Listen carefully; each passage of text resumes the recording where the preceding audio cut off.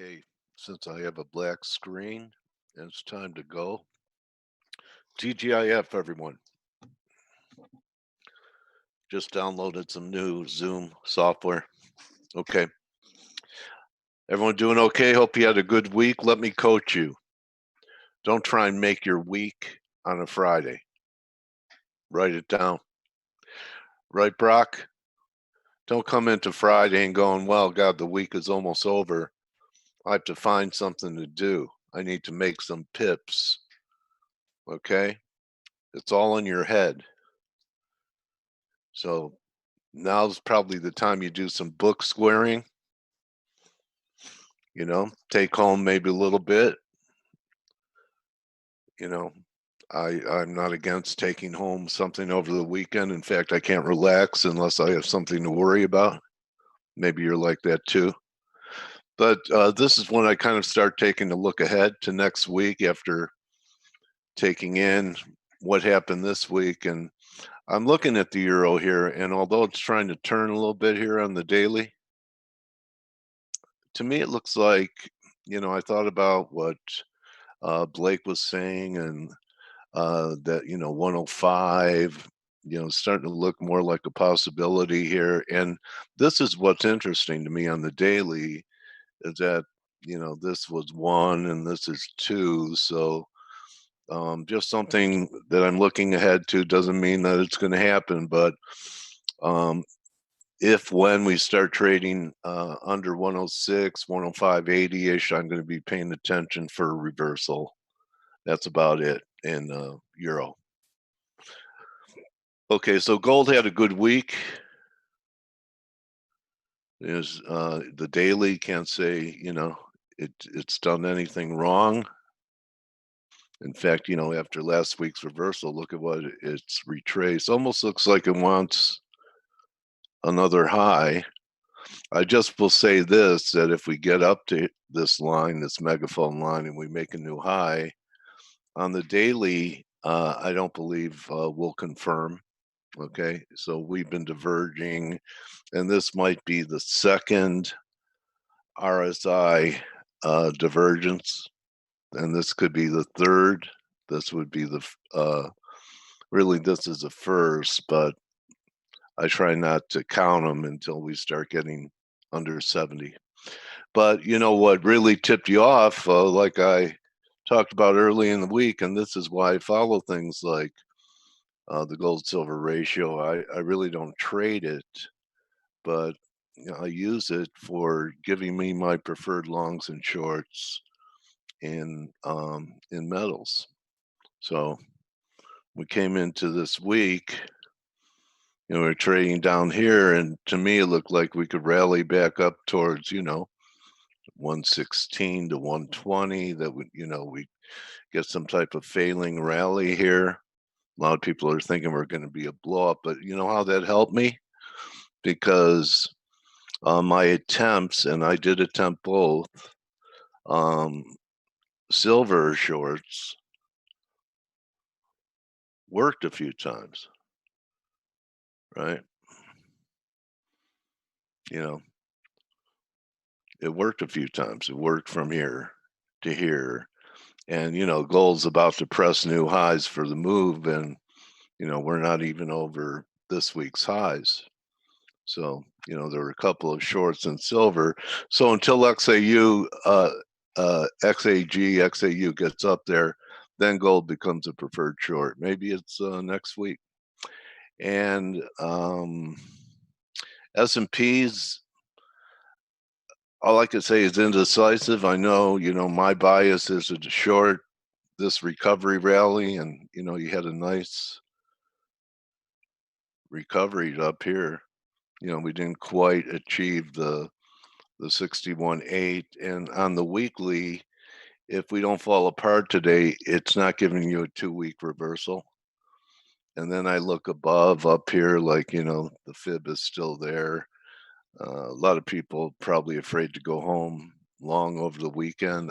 I'm not sure, but this is an inside week, which the most bearish thing it would could do is take out this week's high early next week, and then take out this week's low, or a bullish thing could be take out this week's low and then start closing above this high. And then you know what?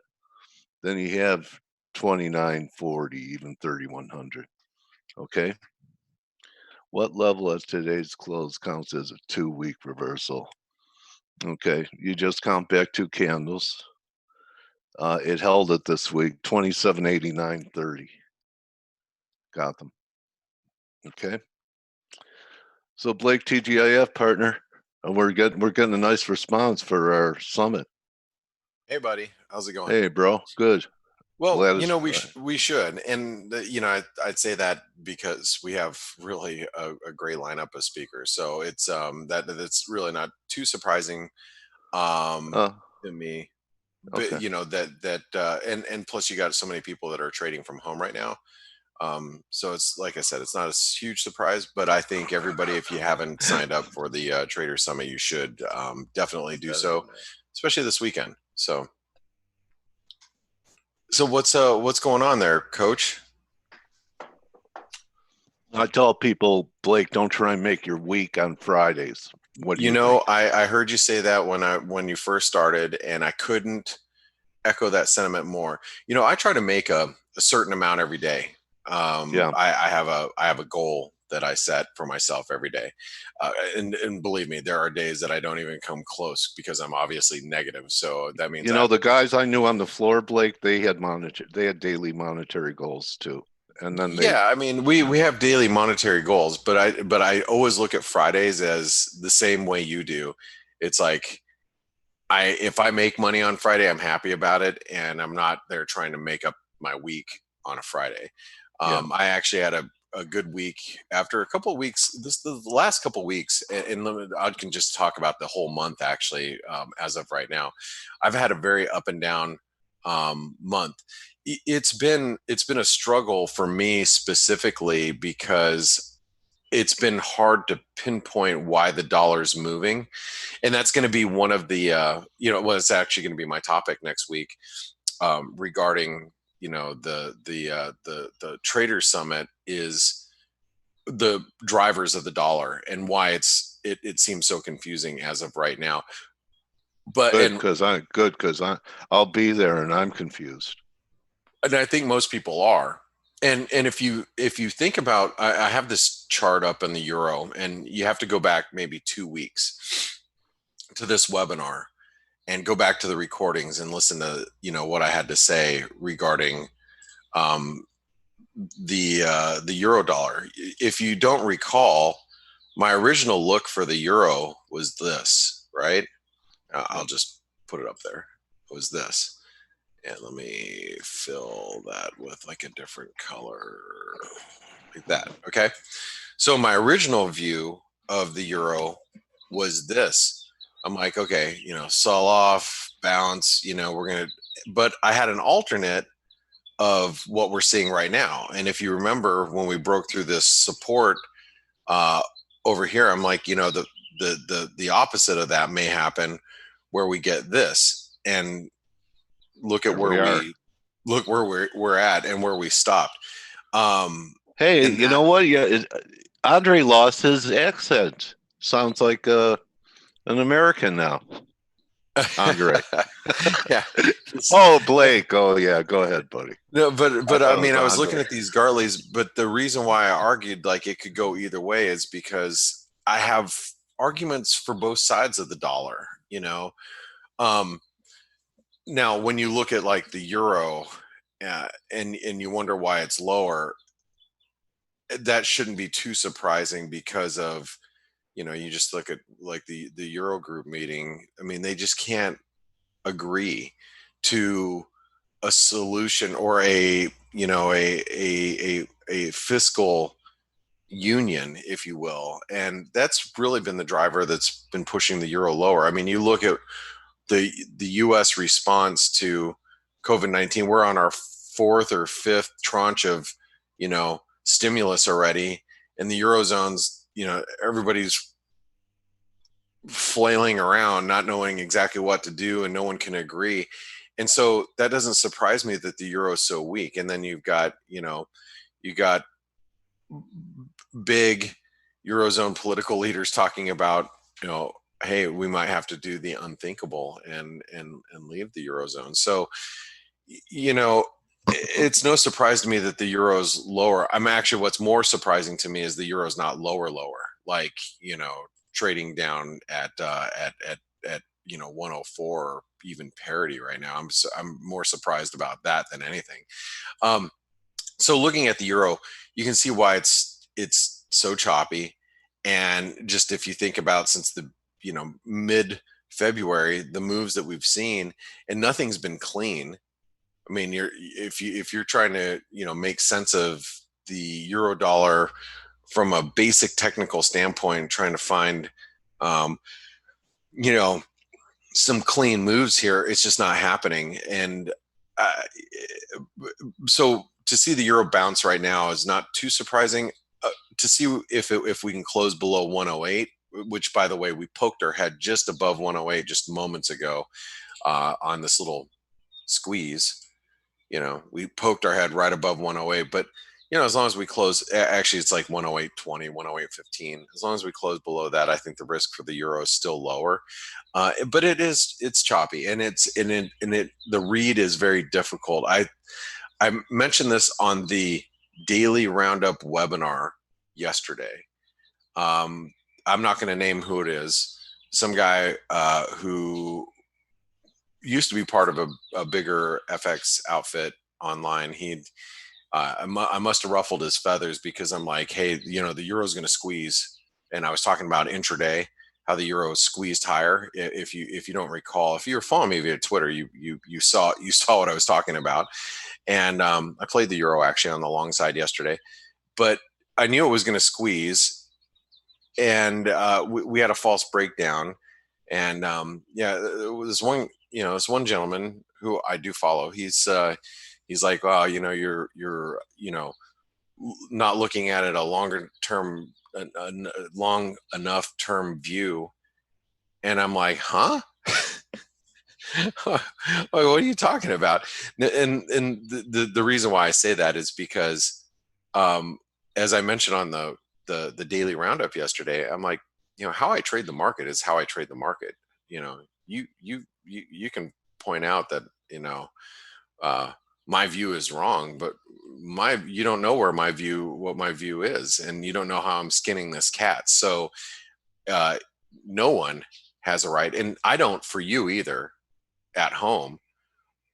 I have no right to tell you what's wrong and what's right and how you should trade the market. The way I trade the market's how I trade the market.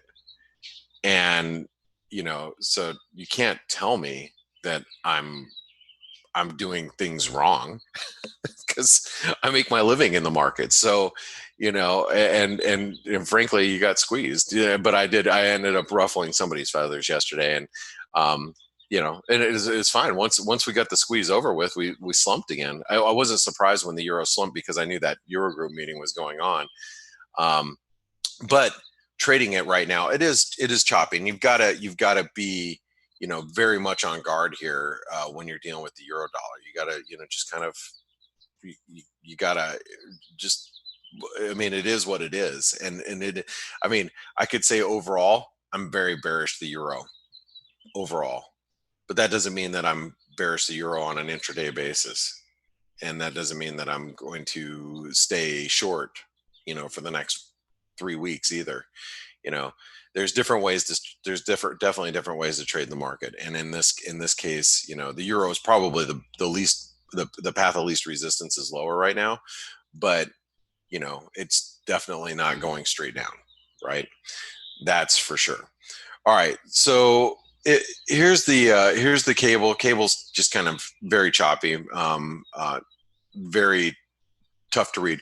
Oh, going back to the euro, one of the other reasons why I was leaning more bearish towards the euro yesterday, uh, at first, but I knew everybody was short, is because we had every euro pair breaking lower, but then they look like they were all they're all false breakdowns, all of them. Whether you're talking about yesterday, the euro Aussie and the euro pound, and they all squeezed, and that was another thing that I had uh, was identifying too. Now, Going back to what's happening in the rest of the market. So the cable's not doing a whole lot. It's very messy at the moment. The Aussie, frustratingly, and I say frustratingly, it is, just uh, keeping its poise around the 64 cent level, and it shouldn't be too much of a surprise because the equity markets here are holding up as well. So I mean, if you look, hello. Oh, sorry. There's somebody from my office. I thought Stelios or Steve were saying something. But if you see the S&P is not too far from its 618 retracement, either is the Aussie 618 retracement. We're very close. So I would venture to say, and I don't think I'm going too far off of a limb here to say that what happens in the S&P right here, and when I say what happens in the S&P, meaning if we break higher or we break lower, is probably, oh wait, that's the Aussie. Damn it. Okay, so I'm going to just draw the same thing over here. So if whatever happens in the S&P, if it goes higher or if it goes lower, the same thing's going to happen in the Aussie. It's basically the same trade. You, you guys can see it. It's the exact same trade. So if you really want to know what to do with the Aussie, or you really want to know what to do with the S&P, just watch them both. I mean, I think it's pretty obvious at this point. Now, I am a bear on the Aussie dollar while we're below the 618 retracement, right? While we're below the 618 retracement, which is also a confluence of a 78% retracement. Just as I'm a bear in the S&P while we're below the 618 retracement here, which comes in, 29.32, right?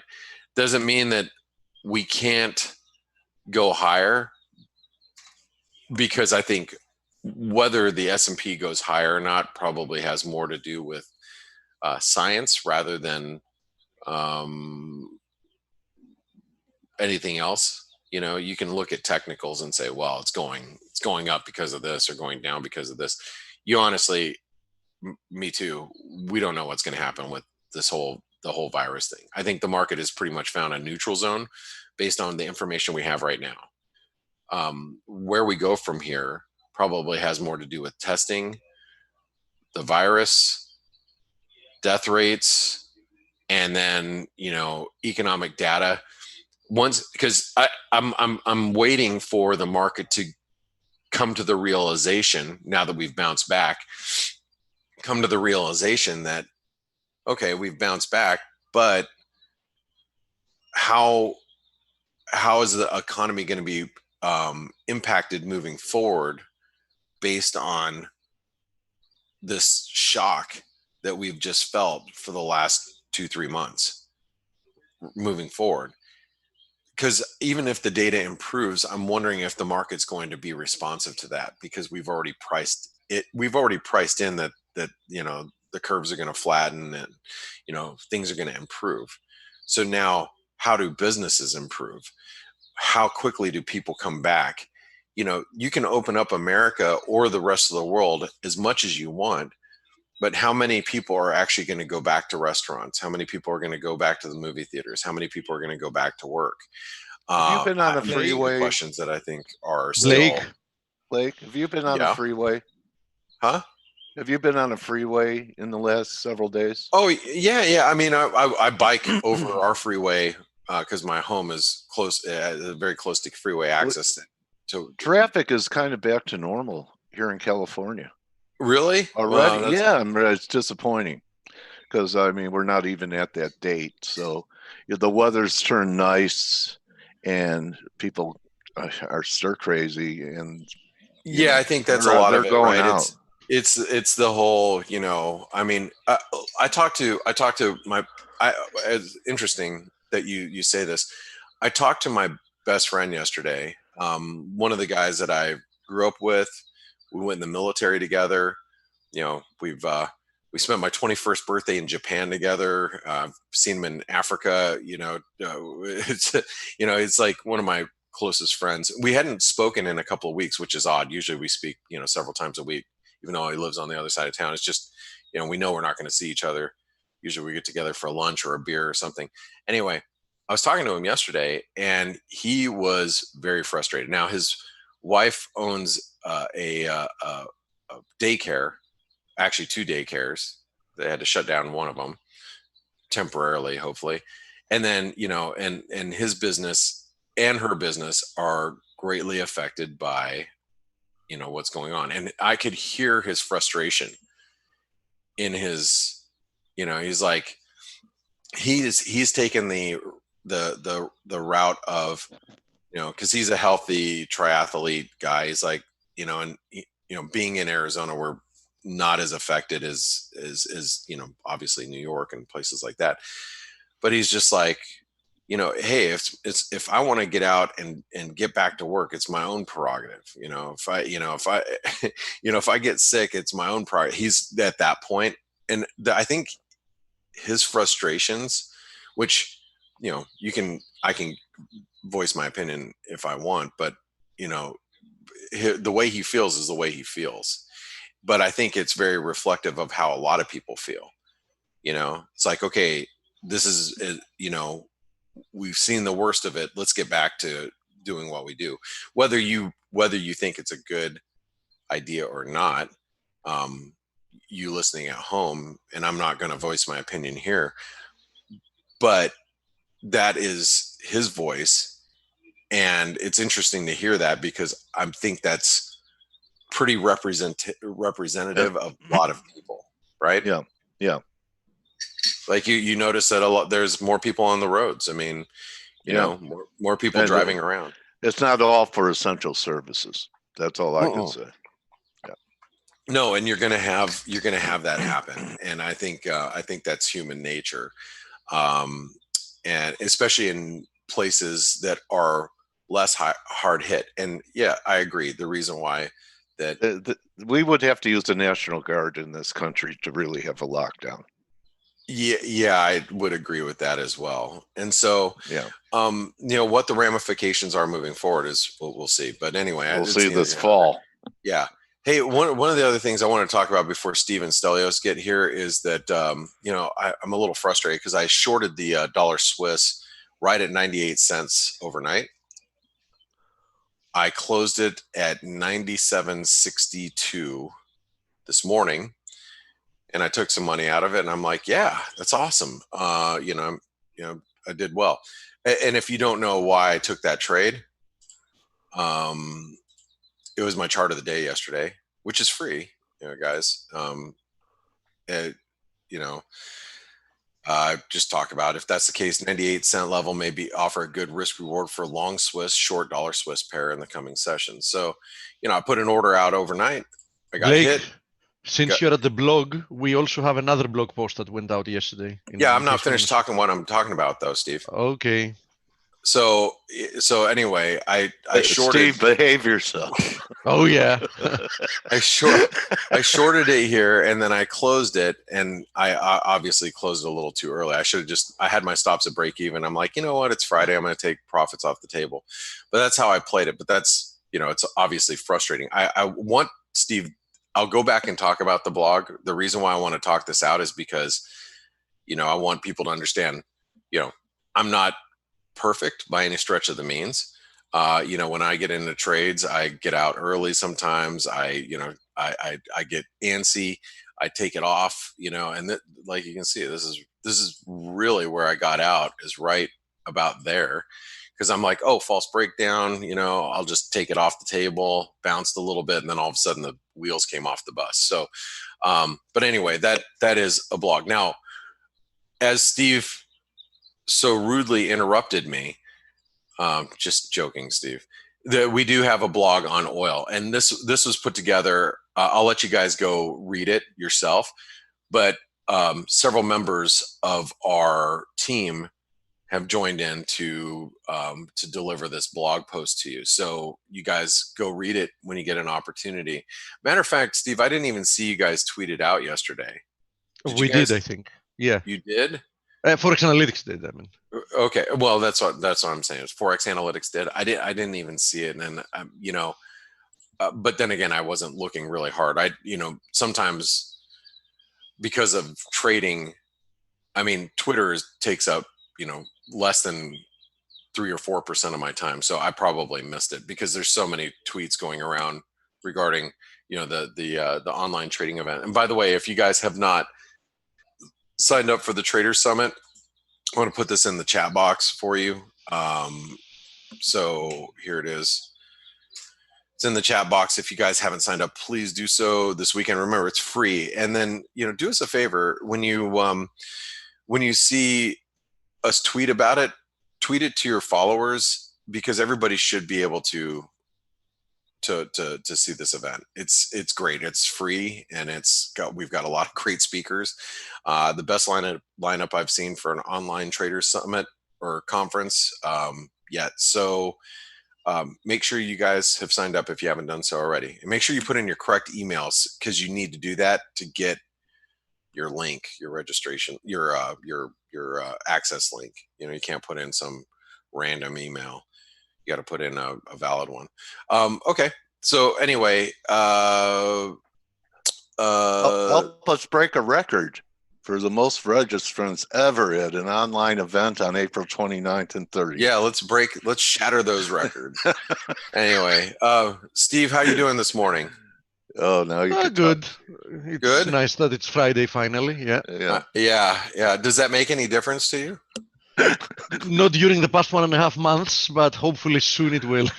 Yeah, I know you've been working your butt off putting together this trading event, which, by the way, yourself and the rest of the team, like Joe and have done, just in Stelios have done a great job putting it all together. Hats off to you guys. It's going to be a great event. I got to work on my presentation this weekend. I hate PowerPoint, but we've got some good content for you guys, I think.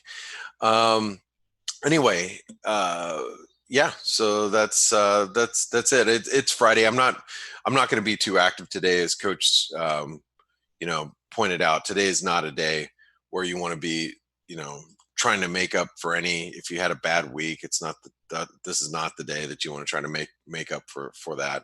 I'm just trying to get away with my numbers in the black versus in the red on a Friday. That's always it makes me feel better, especially going into the weekend. If I go into the weekend on a positive note, I feel better going into next week, believe it or not. And when I lose money on a Friday, it sours my whole weekend, and I'm irritated, and and I beat my kids, and it's horrible.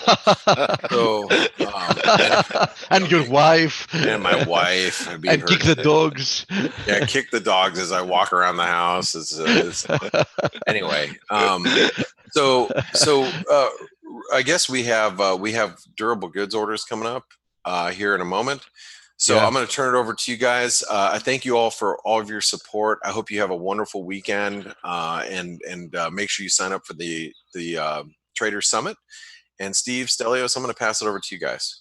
Have a good weekend, Blake. And Blake. thank you, Coach. You do the same. Okay, Blake, Thanks, guys. you mentioned before something we've been talking about with Stelios, explaining to everybody that the economy can't return back to normal immediately. There were some polls they ran, which were very interesting, actually, asking people like, okay, when all the social distancing measures, etc., are lifted, do you intend to go to the movie theaters? Do you intend to go to a restaurant? Do you intend to go? There were like 4 or 5 questions, and on average, the answers were roughly 80% no. Wow. Is this for the Yeah. U.S.? Yeah, That doesn't surprise me. And me too. Yeah. one last comment before this news comes out.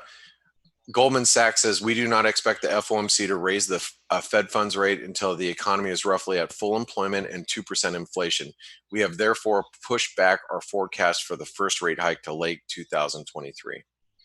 To late 3023. Yeah, that makes Yeah. sense. There you go. 2023. Yeah. I'll take the over if I might. Okay, numbers. Let's see. Oh, minus 14.4. Nothing to see here. Move along. Yeah, I mean, yeah. And we're talking, this is a percentage, by the way. It's not like an index that moves from a plus 100, let's say, to minus 100. So it's a minus 14.4%. Okay. Yep. Yeah. Well, you know what? The numbers have been poor, and we probably continue to be poor. But U.S. Treasury Secretary Mnuchin, I can never say this name right, but Mnuchin says he actually thinks the economy is going to be reopening within the next month or two, and sees a strong rebound in the third and fourth quarter. That's very interesting. So Now, basically, he thinks we're going to be back to normal within 2 quarters. depends, Stelio. I would agree with him if he means, for example, that second quarter is going to be something like minus 30%. Then yes, third and fourth quarter might be a strong rebound, but it's not going to be good. You know what I mean? Yeah. There'll be some pent-up demand that could help for a little while. Don't you think? Yeah, but depends on the sector. Because, for example, as we said, specifically in many of the service sectors, I don't think that there is going to be some pent-up demand that's going to immediately, blow Because out. people are afraid of getting sick. They're not. Yeah, exactly. So I they're think not that going to take vacations or yeah, anything. for several sectors, I think that the I'm going to. recovery. Yeah. For several sectors, I think that the recovery is going to be slow and grinding. That's what I believe. Yeah. So do I believe that third and fourth quarter are probably going to be a lot better than the second quarter? Yeah, absolutely. After all this money being thrown at yeah, it, sure. not only that, but we're talking about probably comparatively speaking, basically. Yeah, comparatively speaking, because we're talking about probably the worst quarter, probably Since the 30s? history. I'm not even sure that the 30s, coach, don't forget that the 30s didn't get some kind of a destructive trigger that immediately shut down the economy over a day. You know what I mean? So I don't even think that during the 30s there was a quarter like the one we're going to get now. Okay. So this kind of reminded me of my childhood. You mean your adolescence? Yeah. Rub it in, man. Your childhood was a lot earlier than that. Yeah. So love Teddy Roosevelt. So let's go over a few numbers that we had this morning. UK retail sales, worst reading in history. I think worst drop in history, minus 5.1% month on month, worse than expected. Norway Q1 GDP minus 1.5%. Actually, not a terrible reading compared to others that we're gonna get. German IFO business climate 74.3. This is an index from 0 to 100, right? Or no? What's the index? I can't remember actually now. No, it goes above 100 as well. But anyway, it does go above 100. Yeah, it does go above 100. Yes, but again, the lowest reading in, well, I don't know, ever, or very, lowest reading in many years.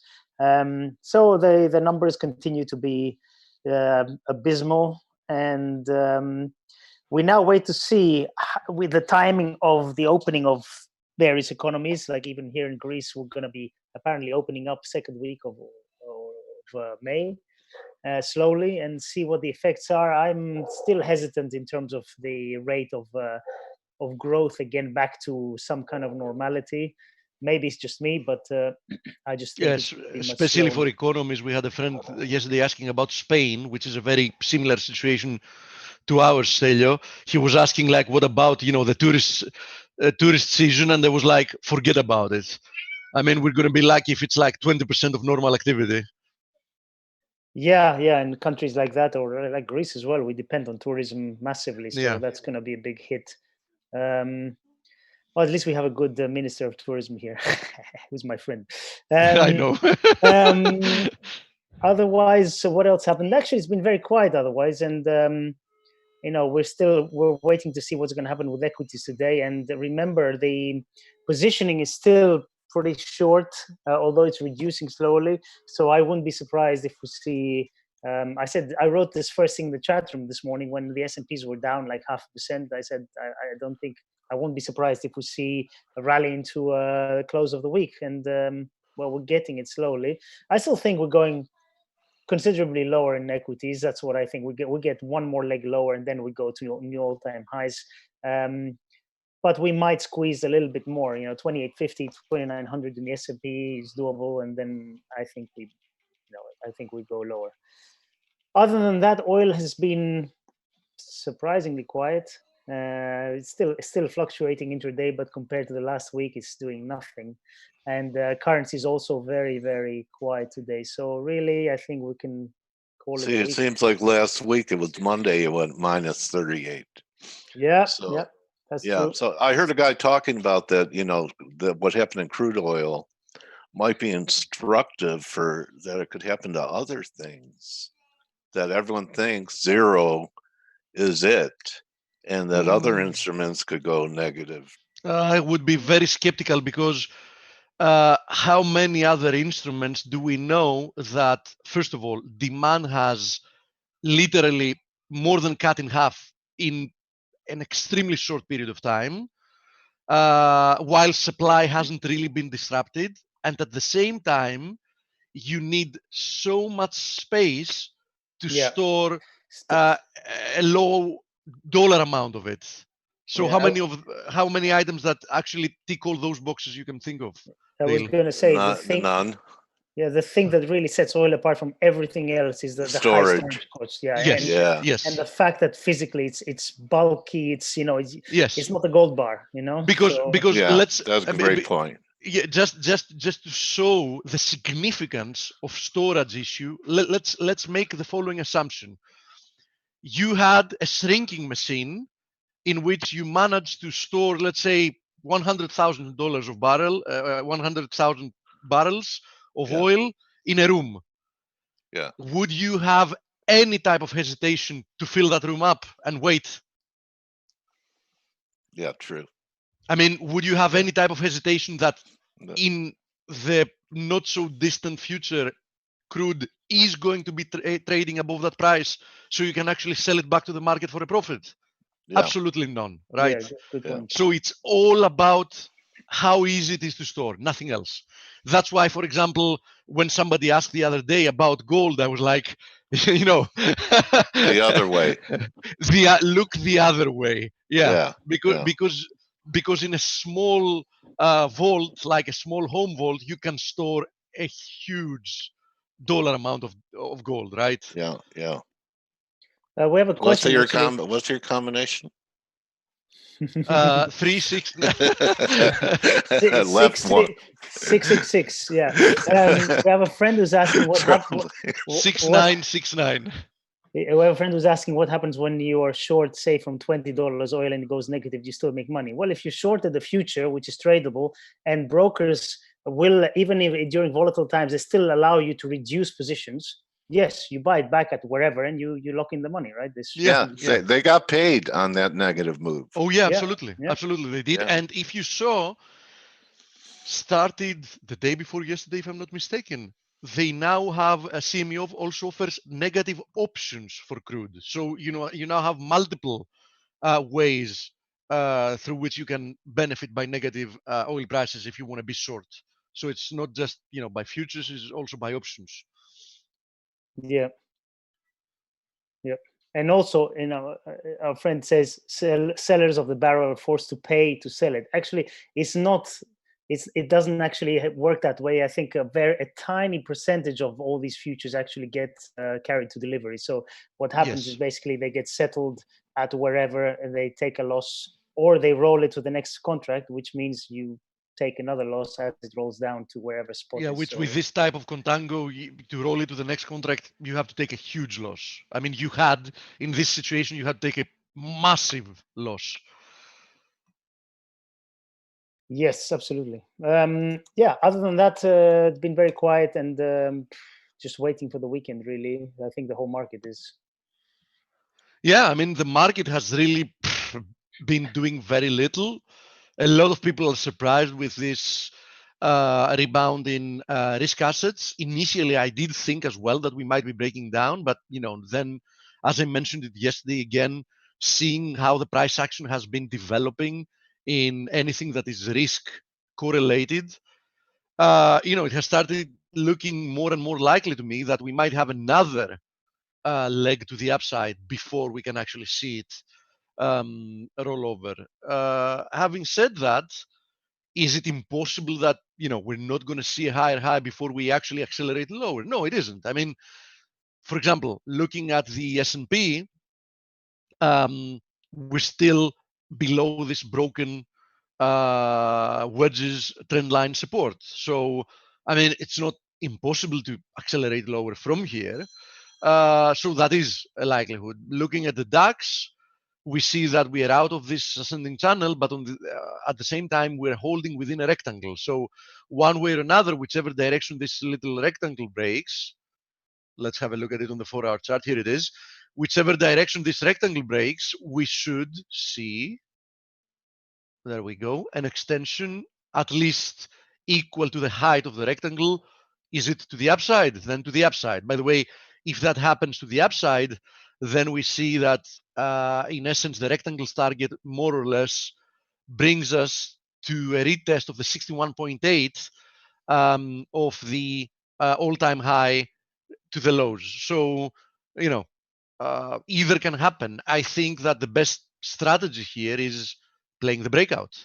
So, for example, in the DAX, that you have this rectangle, we break below the support, you short it and look for 9,500. We break above the resistance, you go long, and you're looking for 11,500 more or less. That's what I think is the best way to trade this at the moment.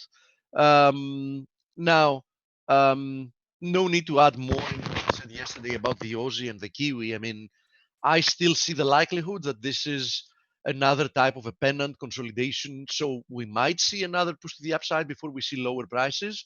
And of course, those will go together. I mean, if we see indices break higher for one more push, then Aussie and the Kiwi are going to be doing the exact same thing here. If we saw them actually accelerating the downside, then it means that the Aussie and the Kiwi have already posted their high. So, you need to be a little bit agile. You can't really trade with fundamentals here because fundamentally speaking, and I've said that multiple times before, in the vast majority of the cases, in the vast majority of the indices, we are trading at the highest valuations we ever had in history on occasion, because we might not be at all-time highs, but with the huge downgrade in expected earnings, the PE ratio has actually managed to shoot to new highs despite being decently lower from the all-time highs, which means that fundamentally speaking, and still being within an environment that the vast majority of economies have either completely halted or anyhow more or less running at minimum capacity, you would expect much lower prices. But on the other hand, we have trillions and trillions and trillions of dollars being thrown in the market with main purpose to support asset prices. Okay, so there's no question about it. Once again, we have huge amounts of inflation still manifesting mostly on asset prices. But as we've said in the past, I do believe that sooner rather than later, in this case, that now they've gone completely overboard, it's going to spill over from asset prices that it was mostly confined during the past business cycle to the rest of the prices as well. Now, it's not that I don't believe that inflation was affecting the rest of the prices as well, because comparatively speaking, under normal circumstances, with technology developing as fast as it is, with methods of production improving by the year, etc., we should be in an almost constant period of deflation, which is a good thing, I have to repeat. But instead of having deflation, we have positive inflation, and probably a lot higher than the CPI can capture the way they measure CPI. So it's not that inflation wasn't spilling over to consumer goods as well. It was. But I think it's going to go overboard within the next few months to few years, because it takes some time to, to transition. Now, having said that, if we briefly go to the, let's say, to the most popular of the FX market pairs, yeah, we are seeing a rebound here in the euro. We are seeing stabilization in the cable. We are seeing the DXY finding resistance at the previous high here. What do I think is going to happen here? First of all, I couldn't care less in the short term, because to me, this is a game of, this is a type of game I don't want to play. We're clearly seeing a very choppy environment in the popular dollar pairs, and I don't want to participate in that. I'd rather trade something else. Having said that, I'm still of the opinion that most likely the next move for the dollar is going to be higher before it finally starts moving decisively lower. So we might remain longer in this consolidation. So I wouldn't be surprised if, let's delete all that. I wouldn't be surprised if we see something like this, right?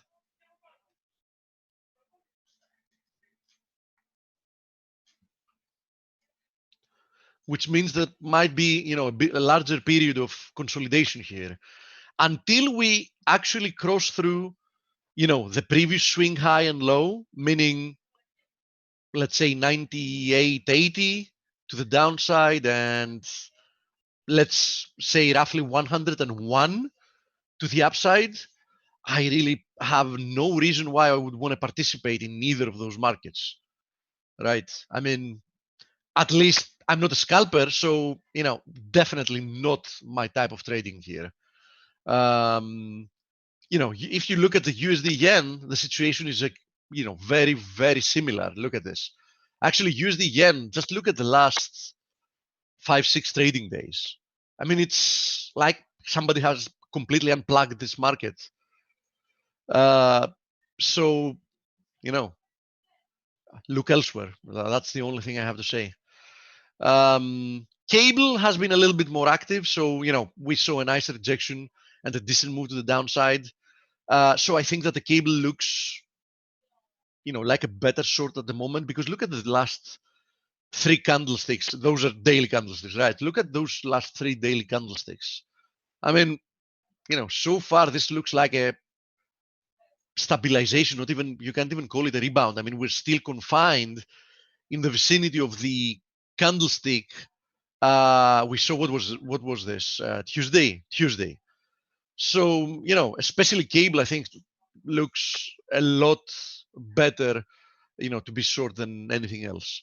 So basically my advice, stay away from those until they actually, become tradable again.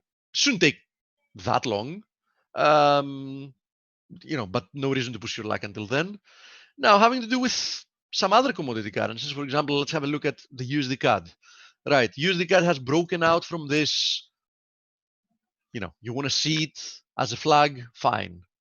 Alternative interpretation, there you go. Let me remove the magnet. Alternative interpretation, there you go. You want to see it as a pennant, here it is. Doesn't really matter how you want to look at it. We've broken out, right?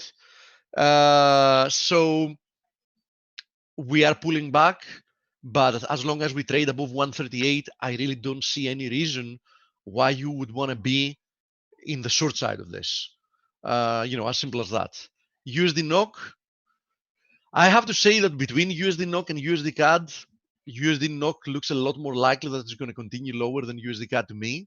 You can see the big difference in the wave they've traded, right? First of all, this was an explosive move higher and an explosive blow off top. That's how it looks to me. Second of all, look at the massive divergence between what, for example, crude has been doing and what it has been doing.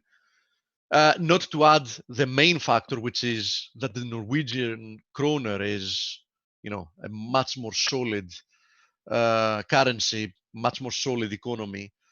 Speaking of which, I haven't done that in a long time, but it's not a bad idea to have a look what's happening here with the CAD NOK.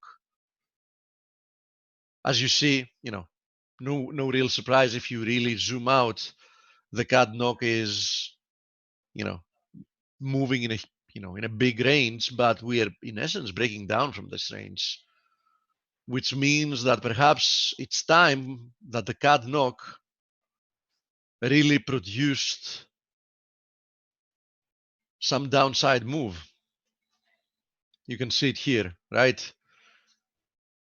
Yeah, so that's an interesting point of view. I wouldn't really be trading, as I've said in the past, when we're talking, for example, about Aussie Kiwi, I wouldn't that easily be trading two currencies, with similar characteristics against each other. If you do so, you usually need to use more leverage than usually because they tend to not move that much. But I do think that perhaps NOK CAD to the downside is a decent long-term opportunity if you're patient. Here is also USD SEK, by the way, since we haven't had a look at it in quite some time. This might be a triangle that's breaking out, although I don't really like momentum here, so you don't really know what's happening. I mean, the technical formation might be something like this, right? So we might have a bigger, longer period of like consolidating there, but this also looks somewhat like the USD CAD, that it might actually produce a higher high in the interim. While about USD NOK, I'm not that certain. I mean, it looks to me that there is a chance we've already found a high there. Anyhow, let me go through some of your questions and have a look at them. So, hi Steve, could you have a look at the Euro Yen? Yeah, absolutely. We did have a look at the Euro Yen, if I remember right, earlier in the week. And specifically, I had mentioned the significance of the 116 area. You can see why that's the case if I zoom out. Here's the daily chart.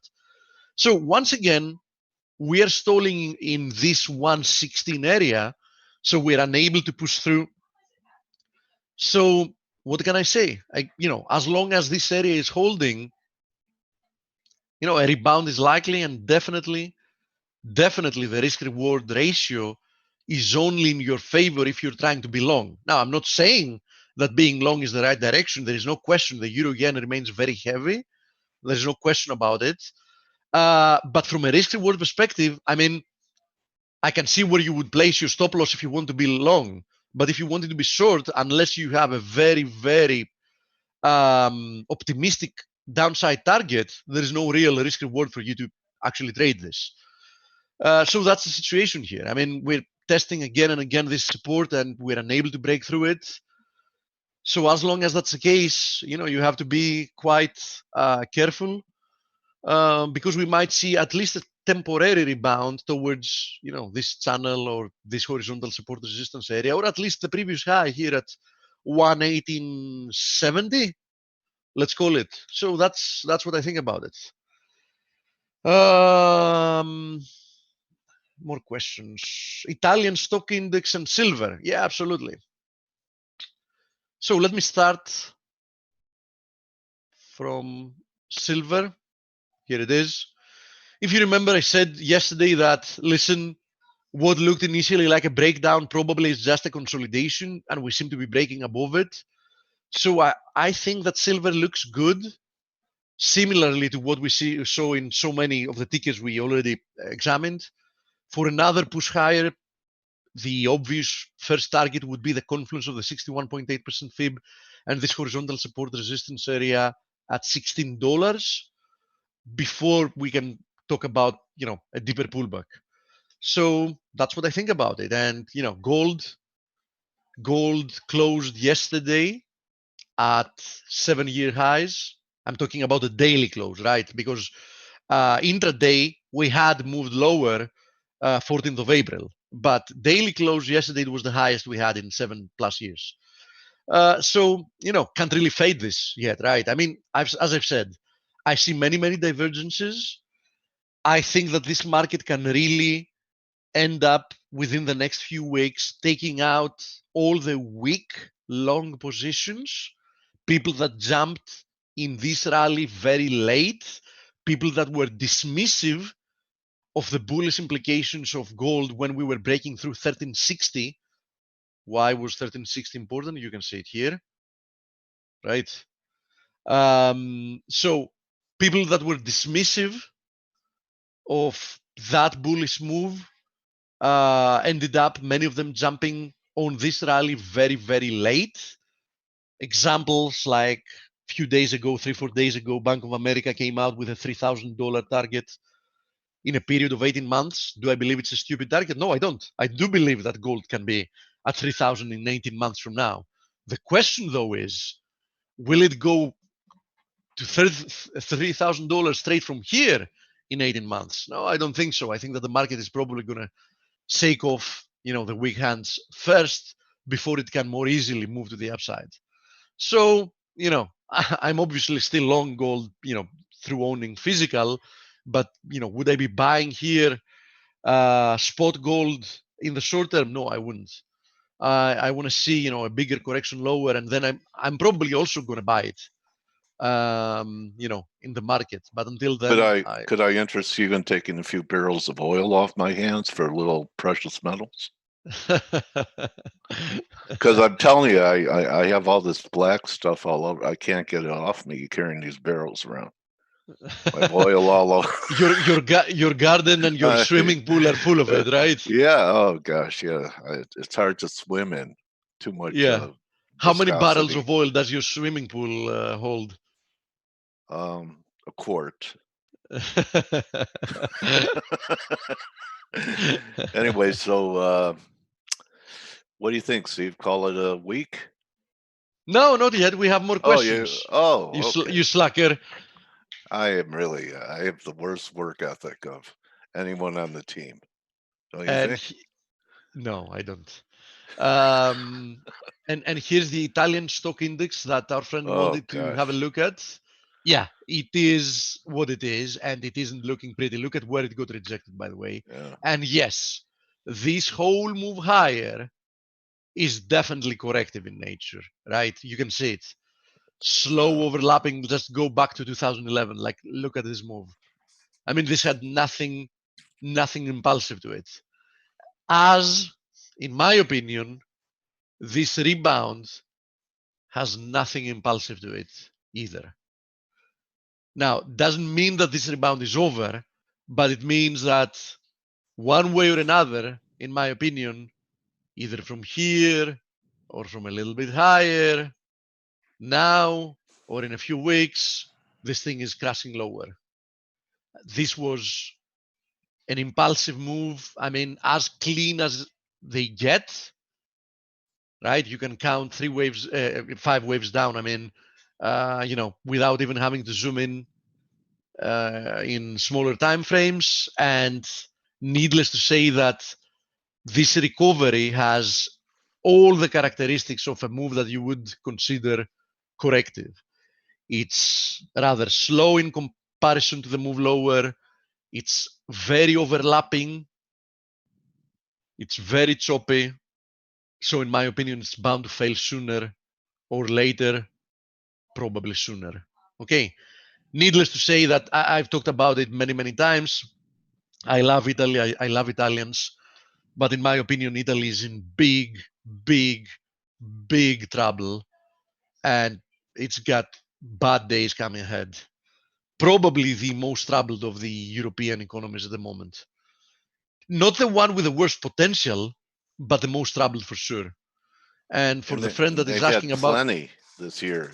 First it was Venice flooding, and then how what happened with the coronavirus. The foundation of Italian problems date many years back to the Roman Empire.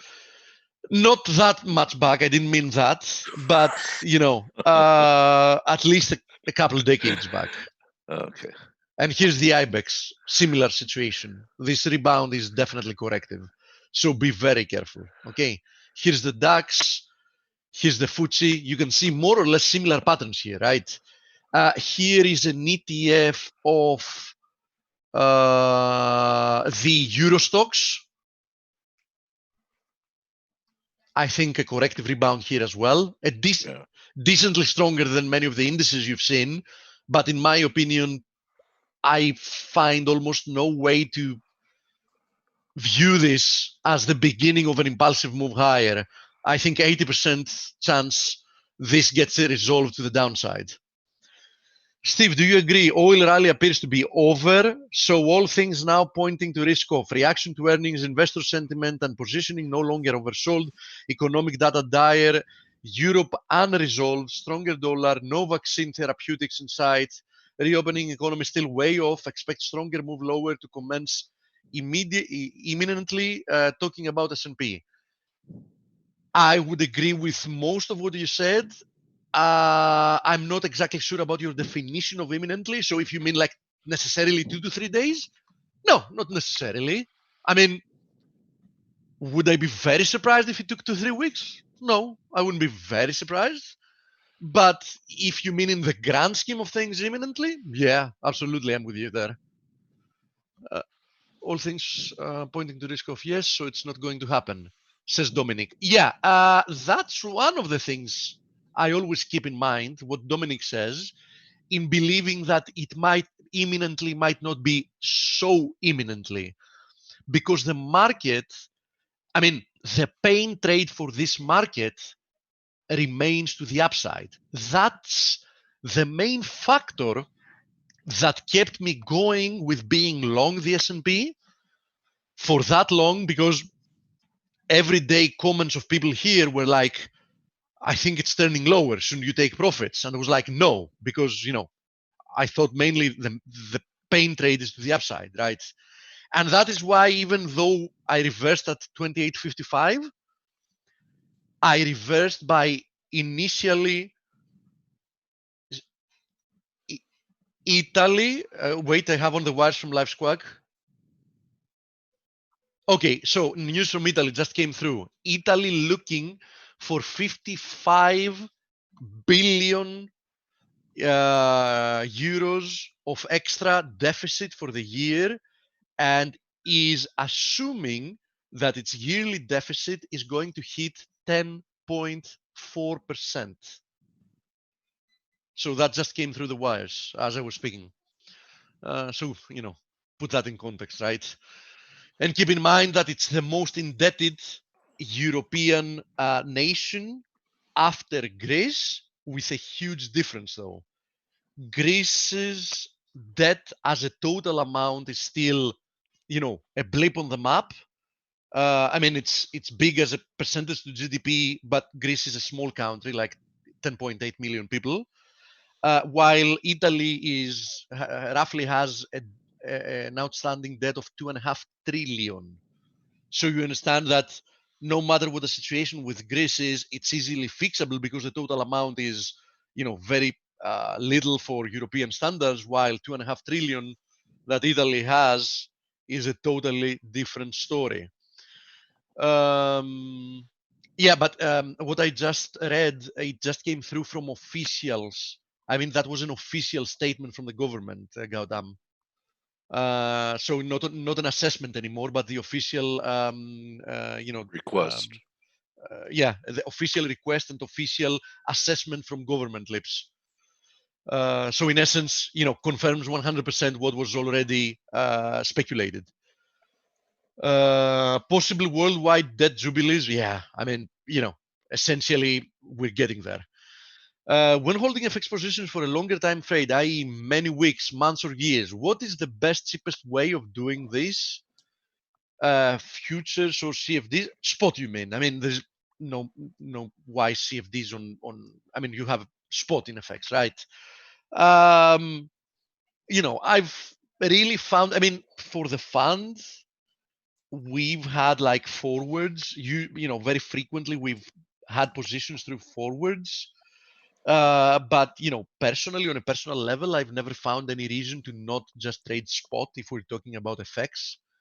For me, FX is spot, right? I mean, yeah, can you do options? Yeah, of course you can. Are there futures for some of the FX Pairs, yeah, of course there are. Can you do forwards? Yeah, of course you can. But is there any good reason why you shouldn't just trade spot in FX? In my opinion, not really. So I can talk, and I've used many instruments to trade other markets, but FX, if it's my choice, I only do spot. More questions. AussieCAD. Okay.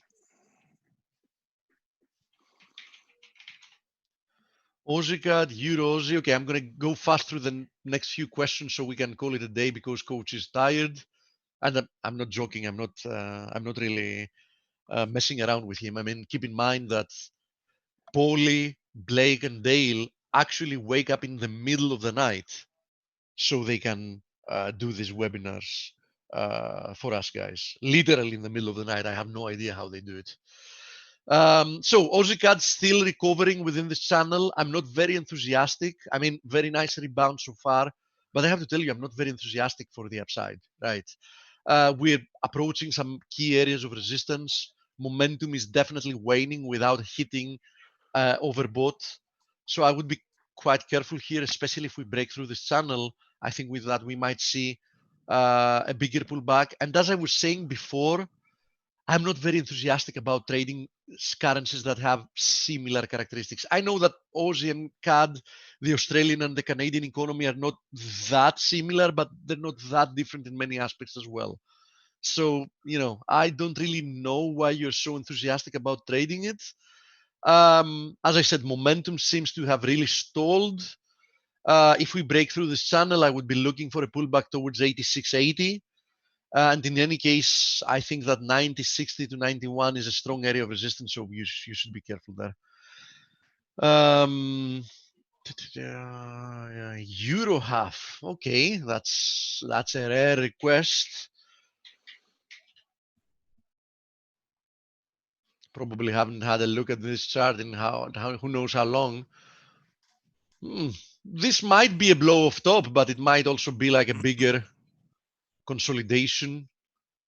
So I wouldn't be surprised if there is one more high, but in general, I think that this is another of those pairs that sooner rather than later is going to be a very, very nice short opportunity. Might already be the case because this looks like it can produce a nice head and shoulders formation. You can see it here. But in order for that to be a head and shoulders formation, you definitely need to see a breakdown from there. Otherwise, until that happens, this can just be a triangle getting resolved to the upside for one, probably last move to the upside. Okay.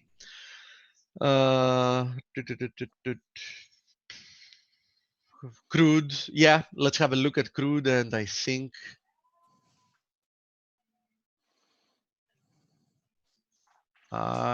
we can call it a day then. Yeah. Okay. So before you call it a day, with who's still here, if you promise to join, become a subscriber, I have an end of the week potential top pick for you, a position trade to show before we go. Who's interested? Give me a Y. Should join anyway. This is just one trade, but I want to give you a little incentive. Pretty classic.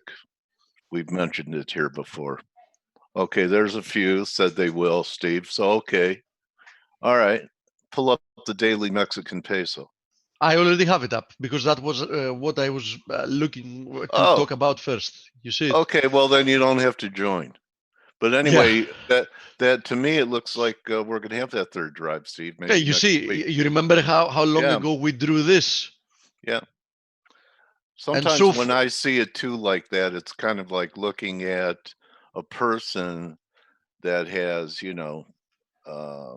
that's just not complete. I mean, the pattern's just not complete. And they do complete this way. But for the most part, I think this is going to be a potentially nice top pick, and it's coming out of a wave 4 triangle. It'll be doing that too. Wow. Another interesting trade here that looks rather similar because we had a friend asking for it is USD INR. I still think that USD INR can produce another leg higher Yeah. before lower, and last but not least, and then we're So going to these call are it the a week. exotics that we were talking about for a while, Steve. So Yeah. what's happening here is we're going to get one more gasp, one more blast of strength in the dollar that takes these, emerging economy or submerging economy currencies up to new highs, which for them are new lows. And that may be the pivotal place that when these tertiary currencies turn, that a big dollar turn is coming. Absolutely. And as I've told you, one of the best for me, besides the Noki, if we're talking about developing economies, and I'm going to have a look at it immediately after crude. So crude so far, a decent rebound percentage-wise. This is the continuous, by the way. So don't get confused if you don't see the prices totally agree with the future contract, June's future contract, for example. But I'd rather plot technical analysis on the continuous because it doesn't have the gaps. So we've broken through this formation, and only if we go above that formation, I'm going to start feeling more comfortable that we found the low. Needless to say, though, I do believe that we're very, very close time-wise in finding a low here. And there is definitely, in my opinion, no risk reward in being short, not because you can't make money being short. I mean, the same thing we saw happening in the March contract, in the May contract, sorry, might happen again in the June contract. It might, yeah. But I do think that the next big move to the for crude is going to be to the upside. So, that's why I think you should be, looking to take advantage of that. And USD ruble, I've talked about that before. Russian economy cut rates today from 6% to 5.5%. I mean, it's a joke. I know that many of us living in developed countries, developed democracies, you don't envy being in Russia. Big percentage of the population is more or less in poverty. There's no question about it. But if you look at the finances of the government, of the country, it's what healthy economies looked like when developed economies had healthy economies. 17% debt to GDP, 5.5% central bank rate, cut from 6% today. And I do think that the next big move for the USD ruble is to the downside. Now, prior to that, I wouldn't be surprised to see one more high. But I do think that being short the USD ruble following that is going to be an amazing long-term trade. One that is going to likely be paying you more than 5% yearly to hold it. And, for how many things can you say that? Okay, coach, do what you do best. If you're worried and you can't sleep, just count your blessings instead of sheep, and you'll fall asleep counting your blessings. See everyone Monday. See you on top of the summit. I'm going to bring my big cane like Moses. All right, I'll be there. I'm the host. All right, everyone. Steve, have a good weekend, buddy. You do, and everybody else. All right, Enjoy. Warriors. Adios. See you Monday.